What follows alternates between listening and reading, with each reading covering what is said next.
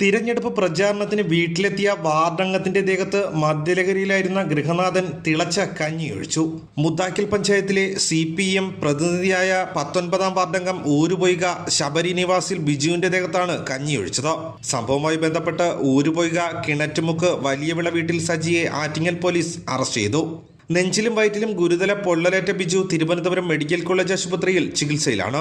Parliament തിരഞ്ഞെടുപ്പിൽ LDF സ്ഥാനാർത്ഥിയായി മത്സരിക്കുന്ന വി ജോയിയുടെ തിരഞ്ഞെടുപ്പ് പ്രചാരണത്തിന്റെ ഭാഗമായി ഈസ്റ്റർ ആശംസാ കാർഡുകൾ വിതരണം ചെയ്യാനെത്തിയപ്പോഴാണ് പ്രശ്നമുണ്ടായത്. ഞായറാഴ്ച രാവിലെ കാർഡ് നൽകാനായി വീട്ടിലെത്തിയ ബിജുവിനെ സജി അസഭ്യം വിളിച്ചു.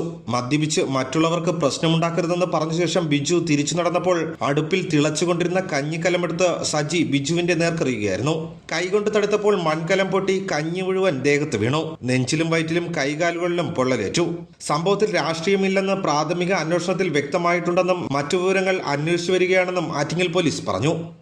ഭരത് ഭൂഷൺ, ആറ്റിങ്ങൽ.